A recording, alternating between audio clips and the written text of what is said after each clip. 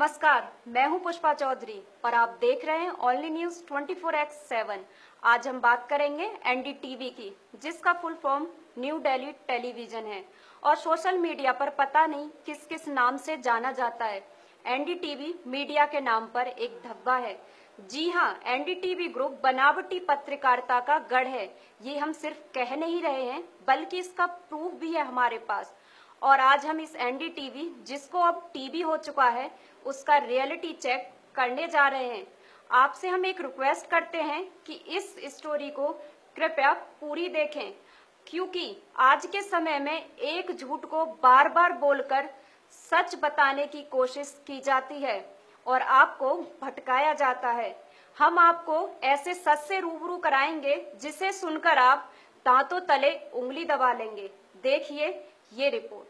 NDTV यानी 1988 में पैदा हुआ एक ऐसा ग्रुप जिसने जनता को सिर्फ भटकाने का काम किया है। वैसे हम भी खबरें बनाते हैं और भारत की अन्य न्यूज एजेंसियां भी खबरें बनाती हैं, लेकिन इनकी खबरें हमेशा से ही देश को बांटने वाली रही हैं। चलिए हम आपके सामने खोलते हैं एनडीटीवी की पोल, जिसे जनता सोशल साइटों पर ऐसे नाम से बुलाती है, उसका हम यहाँ जिक्र भी नहीं कर सकते। सबसे पहले बता दें कि यह एनडीटीवी है क्या और इसका मालिकाना हक किसके पास है। तो हम आपको बता दें कि इस तथाकथित खबरिया चैनल के चेयरमैन प्रणब रॉय हैं और इन्हीं साहब की पत्नी इस चैनल की मैनेजिंग डायरेक्टर हैं। बता दें कि सन 1988 में जब टीवी चैनल तो छोड़िए, लोगों के पास टीवी सेट्स नहीं हुआ करते थे, तभी से तत्कालीन कांग्रेस सरकार के गठजोड़ से एनडीटीवी दूरदर्शन यानी DD1 पर एक खास प्रोग्राम परोसता था, जिसका नाम था द वर्ल्ड दिस वीक। उस समय से डिजाइनिंग पत्रकारिता किया करता था, लेकिन तब लोगों को पता भी नहीं था कि लोगों को छला जा रहा है और लोगों के दिलो दिमाग में तथाकथित देश विरोधी चीजें घोली गईं और जिसका फायदा समय समय पर एक खास पार्टी ने उठाया। आप इस प्रोग्राम को देखिए, जिसमें हम आपको आगे बताएंगे कि आखिर इस ग्रुप के कौन कौन से कांड हैं। और हाँ, यदि आप फेसबुक, व्हाट्सएप पर यदि किसी से भी इस मसले पर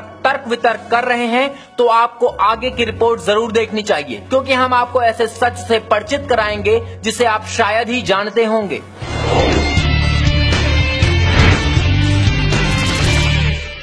आप एनडीटीवी के पत्रकार रवीश कुमार से तो परिचित होंगे ही और उनके शब्दों के बाणों को भी देखा होगा, लेकिन आज ओनली न्यूज आपको बताएगा कि जिस मीडिया को रवीश कुमार गोदी मीडिया बोल रहे हैं, वो गोदी में नहीं बैठा है, बल्कि एनडीटीवी वर्षों से एक खास विचारधारा और पार्टी की गोदी में बैठा है, जो अब इतनी बूढ़ी हो चुकी है कि उसकी कमर खुद झुक गई है। ऐसे में एनडीटीवी पर अब सीबीआई डंडे बरसा रही है, तो उस बूढ़ी पार्टी के द्वारा बनाई गई नाजायज पार्टियों के कर्ता धर्ता गोदी मीडिया यानी एनडीटीवी के बचाव में उतर आए हैं। देखिए ये रिपोर्ट। इधर सीबीआई ने एनडीटीवी के मालिक की कॉलर पकड़ी और उधर कुछ नाजायज पार्टी के नेताओं के सीने में आग लग गई।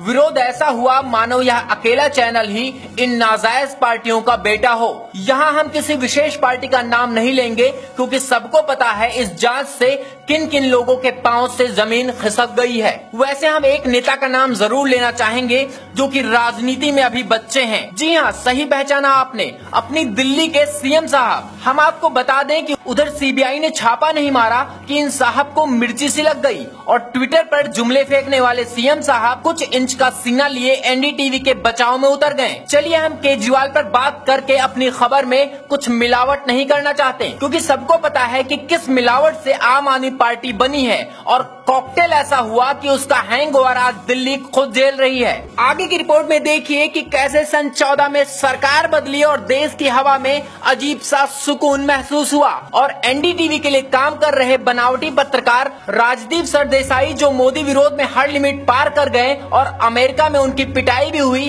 कैसे नेटवर्क 18 से जबरदस्ती बाहर निकाले गए। आपको हम जो दृश्य दिखाएंगे वो शायद आप पहले कभी नहीं देखे होंगे।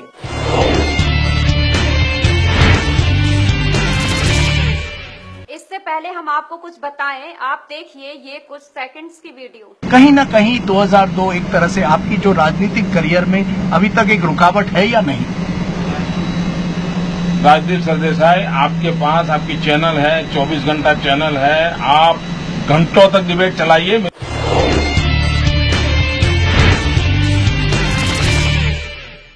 देखा आपने, मोदी विरोध में इनका हाल यूं हो गया था कि मानो मोदी के पीएम बनने से इनकी जिंदगी तबाह हो जाएगी। कहते हैं सांच को आंच नहीं आती, लेकिन सच ये भी है, यदि आप झूठे हैं तो आंच ही नहीं पूरी आग लग जाती है। यही हुआ राजदीप सरदेसाई के साथ।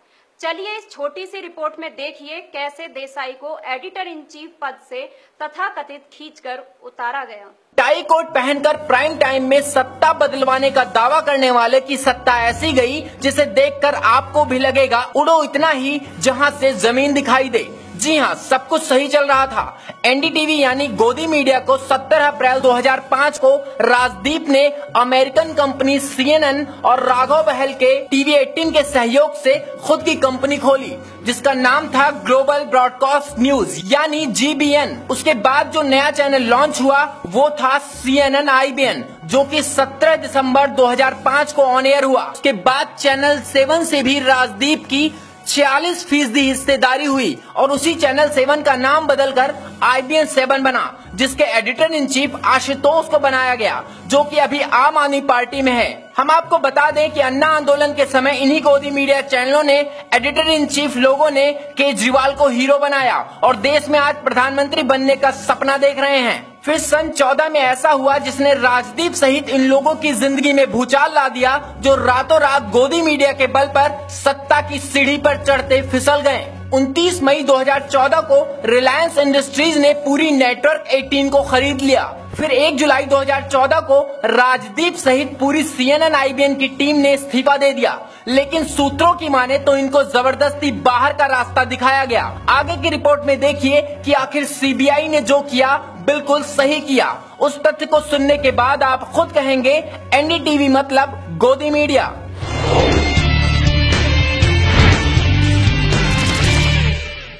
तो देखा आपने, ये था NDTV का पूरा सच। लेकिन आप कहीं जाइए नहीं, हम आपको ऐसा तथ्य दिखाने जा रहे हैं जिसको देखकर आप खुद कहेंगे आखिर NDTV को किस बात पर छोड़ा जाए। चलिए हम आपको इस रिपोर्ट के साथ छोड़ दिए चलते हैं, लेकिन आप हमारा चैनल सब्सक्राइब करना ना भूलें, क्योंकि ओनली न्यूज ही दिखाता है सच की तह तक। तो फिर मिलते हैं नए मुद्दे के साथ। आप देखिए ये रिपोर्ट। NDTV आज पहली बार CBI के जांच के दायरे में नहीं आया है, बल्कि 1998 में प्रणव राय, दूरदर्शन के पूर्व डायरेक्टर जनरल R बसु सहित अन्य 5 लोगों पर भ्रष्टाचार अधिनियम की रोकथाम और आपराधिक साजिश के लिए धारा 120B के तहत मुकदमा दर्ज किया गया और वह मुकदमा CBI ने दर्ज किया था। हम आपको बता दें कि यह पहला केस इस वजह से दर्ज हुआ था क्योंकि NDTV के वर्ल्ड दिस वीक प्रोग्राम से दूरदर्शन को 35.2 मिलियन का नुकसान झेलना पड़ा था। इतना ही नहीं, इस गोदी मीडिया को नवंबर 2010 में 2G स्कैम में राडिया टेप मसले पर भी मुंह की खानी पड़ी थी और इनकी महिला पत्रकार बरखा दत्त पर CBI अभी भी जांच कर रही है। लेकिन बरखा दत्त ने इसी साल जनवरी में NDTV का साथ छोड़ दिया। फिर 19 मई 2015 को ED यानी प्रवर्तन निदेशालय ने टैक्स में घपले पर NDTV को नोटिस जारी किया। फिर कॉमनवेल्थ गेम के दौरान भी NDTV जैसी गोदी मीडिया ने तात्कालीन सरकार की गोदी में बैठकर अवैध कॉन्ट्रैक्ट हासिल किए और जनता के पैसे को डकारा। उसके बाद CAG ने NDTV को तलब किया। फिर मोदी सरकार ने 4 नवंबर 2016 को NDTV को बैन करने का फैसला किया। ऐसा इसलिए किया गया क्योंकि पठानकोट एयरबेस पर आतंकी हमला होने के बाद NDTV ने कुछ सीक्रेट रिपोर्ट को पेश किया, जो कि देश हित में बिल्कुल ही नहीं था। और अब फिर से CBI ने ढंग से NDTV के मालिक की गिरेबा में हाथ डाला और उस देश की मीडिया ने दिखाया तो ओनली न्यूज सहित अन्य मीडिया बिकाऊ लगने लगी और अरविंद केजरीवाल जैसे नेता जो इन लोगों की भीख से सत्ता में बैठे हैं, उन्हें पेट में दर्द शुरू हो गया कि आखिर NDTV पर नमो ने शिकंजा क्यों कसा। हमारी इस रिपोर्ट में पूर्ण रूप से सच्चाई है और आम जनता को इसका पता नहीं होता। यही कारण है कि आप भी एक बार सोचने लग जाते हैं कि कहीं कुछ गलत तो नहीं हो रहा। वीडियो एडिटर पुष्पा चौधरी के साथ Saurabh Mishra, only news 24x7 team, Delhi.